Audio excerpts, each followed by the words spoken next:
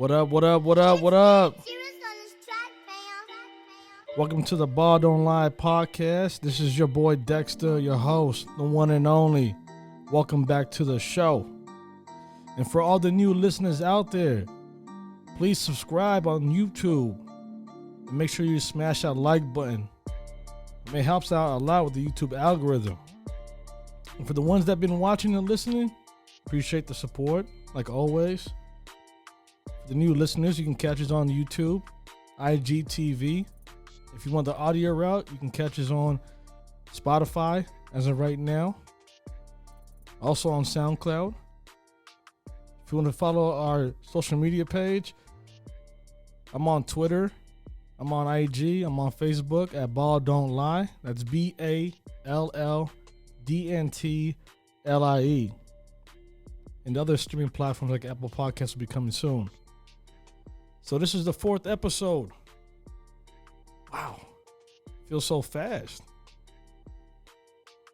So we're going to be talking about the NBA Finals, Game 4. What a game. What a game. I loved it from the beginning to the end. And for the ones that didn't watch the game, y'all missed out. Game 4 was fantastic. And I tipped my hat off to Miami. They did everything. They were right there neck to neck. Game was pretty close. It wasn't a huge gap between both teams as far as points-wise. One team will go up, the other team will go up. There wasn't like a huge lead where it was secured. And LeBron James, he's the MVP. And I'll speak more about that later on the show, but he's the MVP. So obviously, the team that loses, I speak more about that than the actual winning team. So Miami, they did some good things tonight, and they did some bad things at the end. They did terrific in the first half. They kept LeBron James and AD to 16 points, 8 points each. And then going to the half was a close game. No one really had the leg up. But the other guys on the Lakers, they were just killing the Heat. Danny Green just came out of his grave. He gave 10 points, but those 10 points were critical 10 points. KCP, that guy just wanders left and right. One game he will have 2 points, other game he'll hit you with 15 out of nowhere. And he was pretty much aggressive tonight. I think everybody was on his neck on game 3 because they need him. They need him. They need whoever else, Kuzma. They need some others, and the Heat has to do whatever. And I said this before: you cannot allow these others to kill you. AD and LeBron, they're gonna combine for 50 points on most nights, like tonight. They had 20 something points each. Especially LeBron, he had 28 points, and I think AD had 22. But the other guys, you can't allow that. Dwight Howard played 8 minutes, 0 points. That's great. Because he's a factor. When they go to 2 bigs like they did tonight with Dwight and AD in the paint, they pretty much dominated in the first game, but they haven't really repeated that. And a lot has to go to Coach Spo. He did a terrific job of eliminating the 2 monsters. And just try to keep it on AD. And that Kelly Olynyk situation, it panned out for 2 games, and then it took Dwight out. Even Miles Leonard, in a sense, kind of took Dwight out of this series. But Kelly Olynyk didn't play well tonight. A lot had to do with Bam. Bam came back. He played well. I think he ended with 15 points, but he had 8 or 9 points in the first half. So they kind of put a chokehold on him in the second half. But the other guys got to step up. How can Kelly Olynyk, Iguodala, Jay Crowder, and Kendrick Nunn combine for 21 points? And these are key cogs. These are the guys that are supposed to be the difference in this series. And like I said before, Tyler Hero and Duncan Robinson are going to be the ones that win you games. But these guys got to show up at least. They can't have 21 points. I think out of all four of them, Kelly, Iggy, Crowder, and Nunn, Crowder had 8 points. Everybody else had less than that. And Iggy, he can't be, I feel like he's so passive and he has that fear factor. Like, I remember how he played in Golden State, especially how he played against LeBron in the finals. Wasn't afraid of the limelight. Took some critical shots. Attacked the basket with force. It feels like he's going in now and punt faking and then dishing it back out. Like he's afraid that he might miss or he might get blocked. You got to take those risks. And obviously they put him in there for defensive reasons. But I feel like Iggy he can give you 10 points, in a game, and then that can help you out. That can be a benefit. And going back with the AD situation, God, Miami did everything in their power in 2 games to keep this guy on the wraps. LeBron can go for 25. If AD is struggling and only having 13 points, 15 points like he did in last game in game 3, LeBron has to have 30-plus points. And he came out and he did say that after game 3 in the press conference, saying that he wasn't happy with his performance, that Jimmy outplayed him.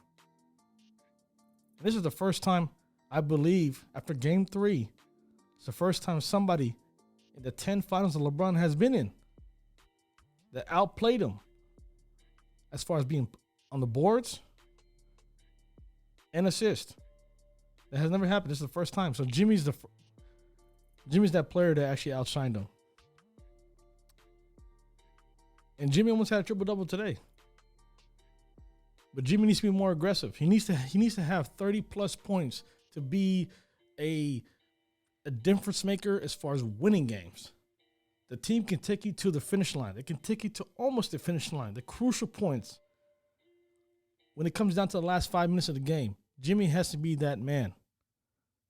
And Lakers did a great job. They threw a lot of different schemes at him, different bodies. They pretty much trapped him every time he tries to go in. Even though Jimmy had some tough buckets. That's what they call them, Jimmy buckets. Tough shots he made today. Over LeBron, over AD. Tough ones. But he needs easy shots like he did in game 3 where he was constantly being aggressive. And in game 4, I didn't really see that. I see him being more passive, getting these other guys involved. Duncan Robinson had 17 points. Tyler Hero had 21 points. Tyler Hero played a great game. But outside of Jimmy and that guy, nobody else. Even Duncan Robinson played okay. He finally came out of nowhere. He finally showed up. He finally realized this is the NBA Finals. But other than that, if you look at, I'm just looking at the stats, is crazy. And Tyler Hero, amazing playoffs. First time in NBA history, a rookie has dropped 45 threes in the playoffs, and he's only 20. That's insane. And I like Tyler Hero. He's going to pan out. He's going to be a good player in this league for a long time. But I think people are, as far as when I say people in the media, they're kind of looking over this more than, they're kind of giving the Lakers a lot of credit in a way. I personally believe the Heat lost the game, even though Lakers played well with other players, because it came down to the fourth quarter and the game was close. And when Lakers lead after the third quarter, they're 55 and zip. This is before game 4. So right now, currently, they're 56 and 0 in the whole entire season playoff finals. So anytime they lead into the fourth quarter, they haven't lost. But I felt like Miami had the chance tonight to steal that game because it came down to crucial baskets at the end. AD had 4 blocks, critical blocks at the basket. I mean, these are tough ones. Reverse layup, get that out of here. Straight up layup, get that out of here. Like, he was just wiping the glass. And LeBron James and the Lakers organization feels like AD should have been the defensive player of the year. I argue otherwise. I'll tap in with LeBron what he said about AD in the press conference in a moment. Rondo came big too in the clutch. Had 2 or 3 offensive rebounds that converted into 5 points. And Miami was right there. They're always been like they were so close. The crucial baskets by Anthony Davis when he hit that 3-pointer by Rondo. So Rondo gave him a pick, kicked it out to AD at the top of the key. Less than 1 minute, hit a 3. LeBron James, and these are the buckets that I said are crucial for the Lakers to win the game, but more to the Heat losing the game. LeBron coming in, dissecting the offense, right? Dissecting the defense, trying to create. For some reason, KCP is open at the 3-point line next to the Miami bench and hits a critical 3-point shot. And I think the AD one kind of sealed it. So down the stretch, KCP, with the shot clock going down, had a tough layup over Duncan Robinson. KCP had a 3-pointer that was damn near open. Hits that. That's 5 points right there, right? Then you add Rondo's layup. That's 7 points. Then you give AD a top of the 3-point line. Somewhat contested. Boom. Gives you right there. 3-pointer. Those are, 10 points. 10 points that decided the game. Even though Miami came back and hit a couple shots here and there, those are the 10 points that everybody's going to be talking about, including Miami. When they go back in the tape tomorrow, because they're going to be off Thursday. Game 5 is going to be Friday, so they have a day off, additional day off. So when they look at this game tape, they're going to see that. They're going to see that KCP had a layup, had a 3-point shot. AD had a critical 3-point shot less than a minute ago. I believe around 45, 50 seconds left. Rondo with the layup. On top of that, AD had crazy blocks. Looking like Dikembe Mutombo out there. And that's why LeBron says he is the defensive player of the year. And I'm going to run that tape for you right now. DJ, stop that beat for a second. Let's play this. He's the defensive player of the year. We said that all year because his ability to play guard anybody out on the floor, take the challenge, not only guard on the perimeter, continue to protect the paint. Guards drive on him. It's hard to score on him. I mean, shit, you see how high Harold threw that ball up? And it went in, but he had to throw that thing up to the skyscrapers, right? I mean, the guy can do everything defensively. Guard, like I said, guard on the ball, guard the post, slide his feet with guards, can contest, can body up with bigs. I mean, need I say more? Yeah, so he's over here saying that AD is basically the decent player of the year, and I get it. That's what you would say if you're LeBron James. AD was close. It was either between AD and Giannis. But I believe Giannis should have won it. I mean, won it fair and square. Well, the one thing that is just ticking me off, and finally somebody on the NBA panel finally saw that LeBron. Every time LeBron plays, and he goes to the basket, little ticky-tack, grabs here and there. It's the NBA Finals, bro. You're the biggest guy. I know you don't get a lot of calls. I get that. That's just the way the nature is. You're a big guy. They think some of the physical contact you cause, and some are just deliberate where somebody's overusing physicality on LeBron James. And this is what Jay Williams said about LeBron James during the halftime show. And I agree with him because I've been saying this since game 1 of the finals. DJ, drop that beat one more time or stop that beat. Easier ones. And also for LeBron, every time he attacks, you can't spend your time looking at the refs, complaining about every single call. Play through it. Play aggressive. Let that fuel you, J-Roll. Let me run that back one more time just in case y'all didn't hear it. Easier ones. And also for LeBron, every time he attacks, you can't spend your time looking at the refs, complaining about every single call. Play through it. Play aggressive. Let that fuel you, J-Roll. See what I mean? I ain't the only one that saw that. And I've been saying it. I've been saying that LeBron James, he's so big and so tough and physical. When he goes to the basket with force, the refs are stuck in the middle. Like, it reminds me of the Shaquille O'Neal of the past. Shaq didn't get a lot of calls either. But I feel like every time they grab him, and I know today they play a little bit physical on him like they did in Game 3. Jay Crowder was trying to get in his head, grabbing his arm, swiping behind the back, whatever it may be. But LeBron, come on, man. Play through it, bro. You that great. You are supposedly called GOAT James. And I can't wait for Game 5. I think Lakers have a high chance of closing this out. Once they smell blood in the water and they figure out how to... Because I think the Heat play a little bit better without Bam. Because Kelly spreads out the court. And Bam keeps it congested. So it's harder to move in the paint when you have Bam right there. And I really believe that if Kelly does play, and he needs to play a lot of minutes, and today he played terrible today.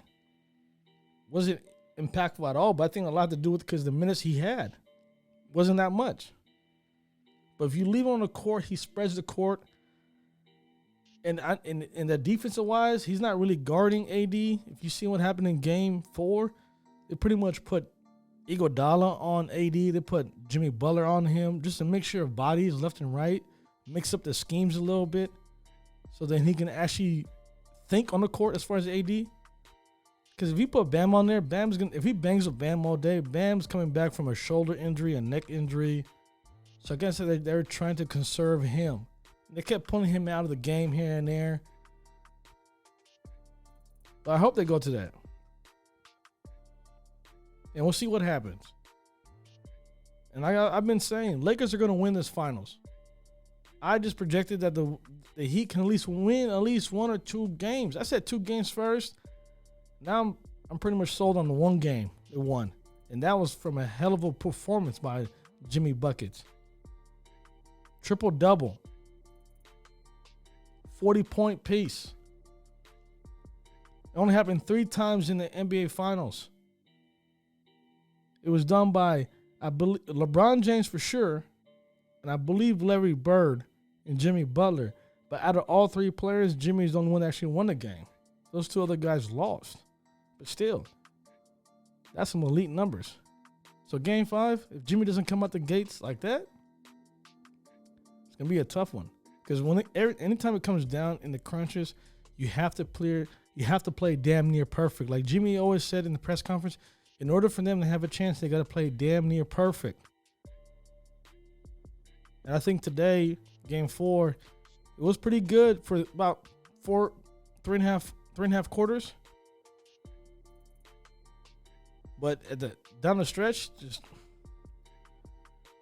mental issues that happen. They lost sight of some certain players. KCP, like I said, giving Rondo a layup, and AD with a 3. That's tough. But we'll see what happens on Friday. We'll be back on Friday with episode 5. We're going to break down Game 5. As of tonight, it's a great game. I appreciate for y'all tuning in. If y'all listening on Spotify, if y'all listening on SoundCloud, or you're watching this on YouTube or IGTV, I appreciate the support and the love. And I'll be back. Either we're going to be celebrating what LeBron James did with his 4th ring, or this is going to go to Game 6. Either way, I'll be here to break down Game 5. Until then, I appreciate the love. Y'all stay safe. One love. Peace.